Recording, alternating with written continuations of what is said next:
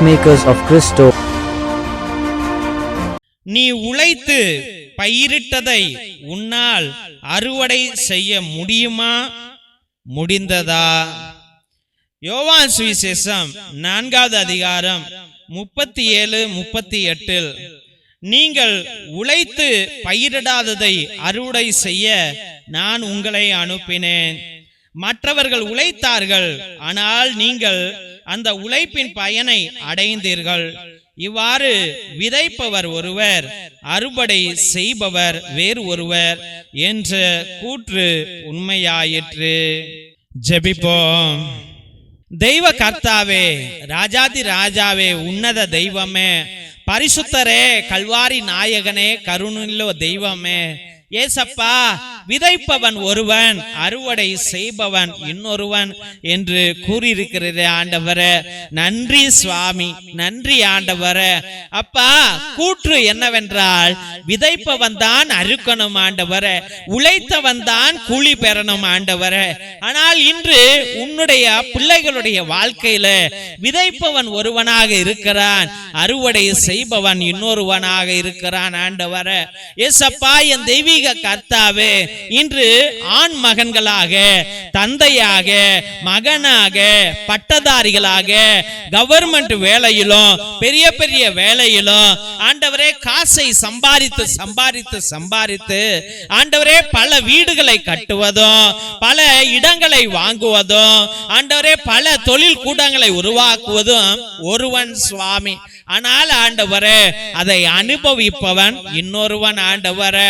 ஏசப்பா, என் தெய்வீக கர்த்தாவே, நான் ஓடி ஓடி உழைத்தேன் ஐயா ஆண்டவரே. என்னுடைய வியர்வையை சிந்தி, ரத்தத்தை சிந்தி, என் சிந்தனைகளை சிந்தி, பலனை சிந்தி ஆண்டவரே என் பிள்ளைகளை படிக்க வைத்தேன் ஆண்டவரே.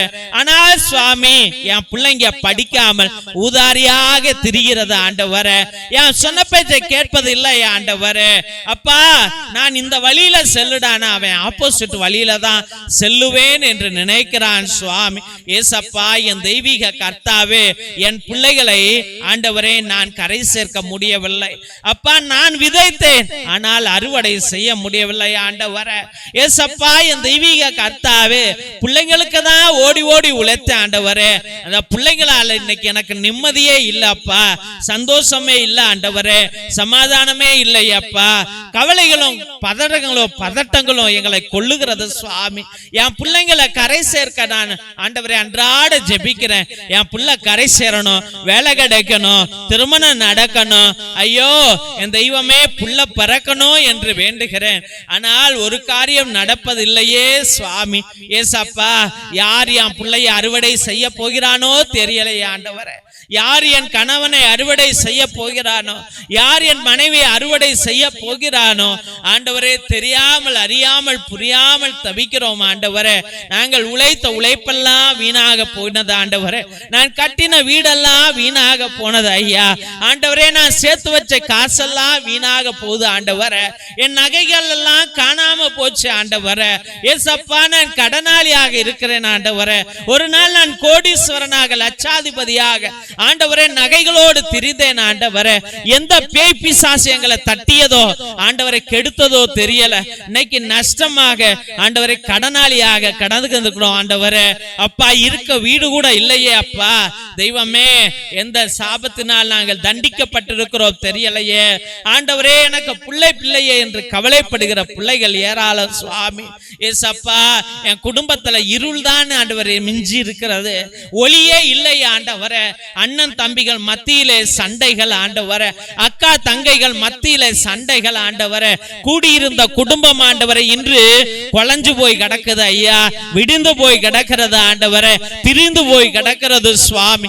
ஏசப்பா, என் குடும்பத்தை விதைத்தவன் ஒருவன், இன்று அறுவடை செய்கிறவன் இன்னொருவன். நான் உழைச்ச உழைப்பெல்லாம் வீண், நான் ஜெபித்த ஜெபங்கள் எல்லாம் வீண் என்று எத்தனையோ பிள்ளர்கள் கண்ணீரோடும் கவலையோடும் இருக்கிறார்கள் சுவாமி.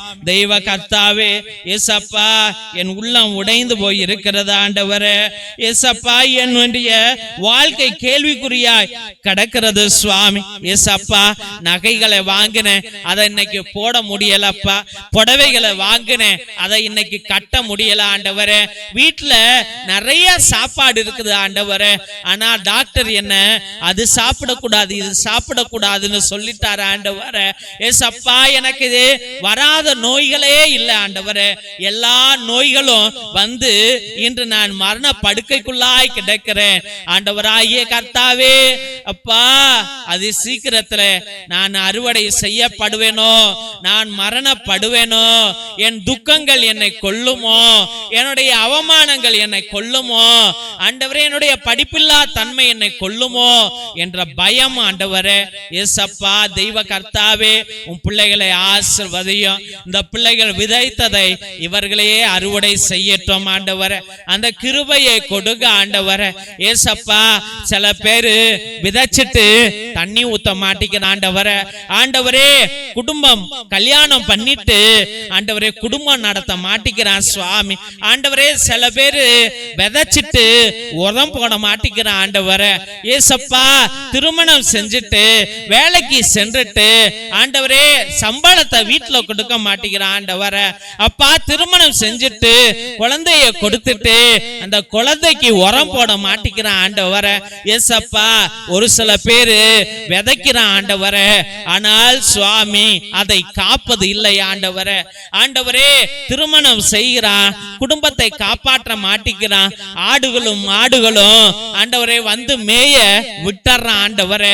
குடும்பத்துல யார் யாரோ உள்ள நுழைகிறான் அப்பா, என்னென்னமோ செஞ்சுட்டு போறான் ஆண்டவரே. ஏசப்பா, ஒரு சில பேரு விதைக்கிறான் ஆண்டவரே, ஆனால் அறுவடை செய்ய மாட்டேங்கிறான் ஆண்டவரே. ஆக்சிடென்ட்ல செத்து போற ஆண்டவரே, குடிப்பழக்கத்துல செத்து போற ஆண்டவரே. அப்பா, சூசைடு செய்து கொள்கிறான் ஆண்டவரே. கடனிலே விழுந்து யாரோ அந்த குடும்பத்தை அறுவடை செய்ய விடுகிறான் ஐயா. ஏசப்பா, விதைக்கிறவன் அறுக்கணும் சுவாமி. இயேசுவே, விதைக்கிறவும் பிள்ளைகளே அதை காக்கணும், அதற்கு தண்ணீர் ஊற்றணும், உரம் போடணும், அதை அறுவடை செய்ய வேண்டிய கிருபையை நீர் அள்ளி கொடுப்பீர் என்று முழுமனதோடு ஜெபித்து அருமையான பிள்ளைகளை உடைய பரிசுத்தமான கல்வாரி பாதத்திலே சமர்ப்பித்து ஜெபிக்கிறோம் எங்கள் ஜீவனுள்ள நல்ல பிதாவே. ஆமேன், ஆமேன், ஆமேன். ஆசீர்வாதத்தை பெற்றுக்கொள்வோம். தந்தை ஆசீர்வாதத்தின் திருசிலுவை, திருசிலுவை உனக்கும் உன் குடும்பத்திற்கு வெளிச்சமாய் இருக்கிறது. நரக சர்ப்பம் உனக்கு அதிபதியாக வேண்டாம். சாத்தானே, அப்பாலே போ. அபத்தங்களை பிள்ளைகளுக்கு போதிக்காதே. நீ கொடுப்பது தீது, நீயே அந்த நஞ்சை உட்கொள். திவ்ய நற்கருணை ஆசீர்வாதத்தை பெற்றுக்கொள்வோம். எல்லாம் வல்ல இறைவன் தந்தை, மகன், தூய ஆவியார் உங்களையும் உங்கள் குடும்பத்தாரையும் ஆசீர்வதித்து வழிநடத்தி காத்தருள்வாராக. ஆமேன், ஆமேன், ஆமேன். இயேசுவில் அன்பார்ந்த தெய்வ பிள்ளைகளை, ஒவ்வொரு நாளும் மதியம் 3 மணியிலிருந்து 5 மணி வரைக்கும் தேவனோடு ஒன்றித்து ஒவ்வொரு பிள்ளைகளுடைய கருத்துக்களையும் ஒரே ஒரு குருவானவர் எல்லா ஜெபங்களையும் சொல்லி உங்களுக்காக அர்ப்பணிக்கிறார். எஸ் அனோவா எல்லாமே ஆமேன், அல்லேலூயா, எல்லாத்தையும் ஒரே குருவானவர் இந்த மகளை ஆசீர்வதிங்க, இந்த குடும்பத்தை ஆசீர்வதிங்கன்னு 2 மணி நேரம் உங்களுக்காக ஜெபிக்கிறார் என்றால் கடவுள் எவ்வளவு அருளையும் கிருபையையும் உங்கள் மீது ஊற்றுவார் என்பதை நீங்களே சிந்தித்து பாருங்கள். தெய்வ பிள்ளைகளே, உங்களுடைய கருத்துக்கள் பெரியதாக இருந்தால், பெரிய பிரச்சனையில மாட்டிட்டீங்க, பெரிய நோயில இருக்கிறீங்க, இல்ல பெரிய தோல்வியில இருக்கிறீங்க என்றால் நேர்த்தி திருப்பலியே நீங்கள் ஏறெடுங்கள்.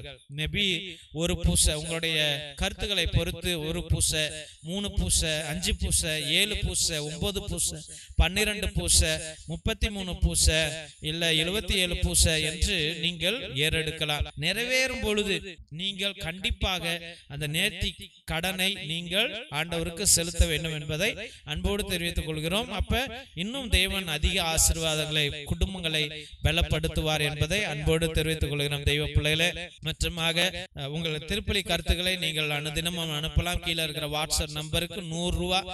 இங்க இறையிறக்கத்தின் நவநாள் திருப்பலியை அர்ப்பணிப்போம். இறையிறக்கத்தின் ஜெபமாலை அர்ப்பணிப்போம். நற்கருணை ஆராதனை அர்ப்பணிப்போம்.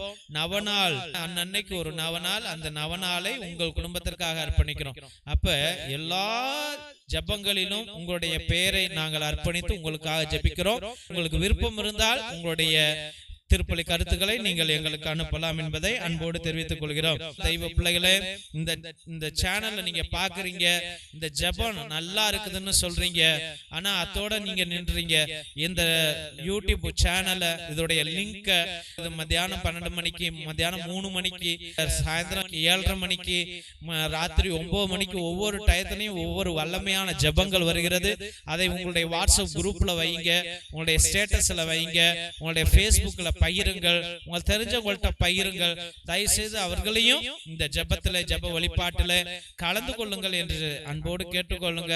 முடிஞ்ச அளவுக்கு இதை சப்ஸ்கிரைப் பண்ணிருங்க தெய்வ பிள்ளையில. அப்பதான் எங்க ஃபாதர் எங்களுக்கு பர்மிஷன் கொடுத்து இவ்வளவு செலவு பண்ணி, கரண்ட் பில் இருக்குது, கேமரா பில் இருக்கு, கம்ப்யூட்டர் பில் இருக்குது, டெலிகாஸ்டிங் பில், இன்டர்நெட் பில் இருக்குது. இது எல்லாத்தையும் நீங்க எதுக்கு ஃபாதர் வேஸ்டா செலவு பண்றீங்க? கடவுள் காரியம் நின்று போயிடும் தெய்வ பிள்ளைகளே. மற்றும் தெய்வ பிள்ளைகளே, எங்களுக்கு ஒரு உதவி செய்யுங்கள். உங்க குடும்பத்துல சின்ன சின்ன பிள்ளைங்க இருக்கலாம், பேர பிள்ளைங்கள் இருக்கலாம், தெரிஞ்ச அண்ணன் தம்பி பிள்ளைங்களுடைய பிள்ளைகள் இருக்கலாம். இவர்கள் எல்லாம் பயன்படுத்தின ட்ரெஸ்ஸஸ் இருக்கலாம். அவங்க இப்ப ட்ரௌசரு, சட்டை, ஸ்கர்ட், சுடிதாரு, நல்ல நல்ல ட்ரெஸ் எல்லாம் இனிமே பயன்படுத்தாம அதை தூக்கி 100 ட்ரெஸ் வச்சிருப்பீங்க, அதை தூக்கி பரணியில போட்டு வச்சிருப்பீங்க, இல்ல பயன்படுத்தாம இருக்கும் மூளையில போட்டு வச்சிருப்பீங்க. அதெல்லாம் எங்களுக்கு அனுப்புங்க. எங்க பிள்ளைங்களுக்கு அது மிகவும் உதவியாக இருக்கும் என்பதை அன்போடு தெரிவித்துள்ளோம். எங்க பிள்ளைங்க நல்ல சந்தோஷமா ஏத்துக்குவாங்க. உங்களால முடிஞ்சா ஏதாவது நோட்டு, பேனா, பென்சில், பேப்பர், இல்லைன்னா உங்க குடும்பம் நல்லா ஆசீர்வதிச்சிருக்கிறார் ஆண்டவர் அப்படின்னு நீங்க நினைச்சீங்கன்னா, நாங்கள் உதவி செய்யற குடும்பங்கள் குடிசை குடும்பங்கள், அங்க லைட் கிடையாது, கரண்ட் கிடையாது, ரோடு கிடையாது, சரியான வாழ்வாதாரம் கிடையாது. அங்கு அவங்க வீட்டுல ஒரு சின்ன சோலார் லைட் நீங்க ஒரு 200 ரூபா 300 ரூபா இருக்கும். ஒரு 3 வீட்டுல, ஒரு 5 வீட்டுல உங்க பேரால அந்த வீட்டுல ஒரு விளக்கு எரியட்டும்ட்டு நீங்களே வாங்கி எங்களுக்கு நீங்கள் அனுப்பலாம் என்பதை அன்போடு தெரிவித்துக் கொள்கிறோம் தெய்வ பிள்ளைகளே. அச்சமாக மிரக்கல் ஆயில் எத்தனையோ அதிசயங்களை, அற்புதங்களை செய்து கொண்டிருக்கிறது. அந்த மிரக்கல் ஆயில் நோய்களை தீர்க்கும், எல்லா வலிகளை தீர்க்கும், ஆஸ்மா, டிபி, பிபி எல்லாத்தையும் அது நீக்கும். ஆனால் அதை பயன்படுத்துகிற கண்ணை தவிர்த்து எல்லா இடத்துலயும் நீங்க போட்டு நல்லா தேய்ங்க. ஒரு சொட்டு சுடுதண்ணியில போட்டு குடிங்க. பிபி, சுகர் இருக்கிறவங்க, அப்புறம் தலையில கட்டி இருந்துச்சுன்னா, இல்ல முடி கொட்டுதுன்னா, அது ஒரு 10 சொட்டு தேங்காய் எண்ணெயில போட்டு நல்லா தேய்ச்சி விடுங்க. ஒரு 3 நாளைக்கு செய்யுங்க. முடி கொட்டுறது கம்மியாயிடும். நல்ல விடுதலையை நீங்கள் பெறுவீர்கள். நிச்சயமாக இரத்தத்தின் விடுதலை ஜெப புத்தகம் 120 வருடங்களுக்கு முன்பதாக நம்முடைய மூதாதையர்கள் அந்தோனியா தகடு, செபஸ்தியா தகடு எழுதி அதுல வீட்டு முன்னாடி தொங்க விட்டுருப்பாங்க. எந்த சாத்தானும் எந்த அசுத்தாவிகளும் நம்முடைய குடும்பத்துக்குள்ள வரக்கூடாது என்று. அதுல உள்ள கட்டு ஜெபங்கள் ஒரு மூதாதையரால் எனக்கு கொடுக்கப்பட்டது. அதை எல்லா வகையான நோய்களுக்கும், பிணிகளுக்கும், செய்வினைகளுக்கும், எல்லா தடங்கல்களுக்கும் இது கட்டு ஜெபம். இதுல எல்லாத்துக்கும் ஜெபங்கள் இருக்கிறது. இதை வாங்கி நீங்கள் பயன்படுத்தும்படியாக அன்போடு வேண்டுகிறோம் தெய்வ பிள்ளைகளே.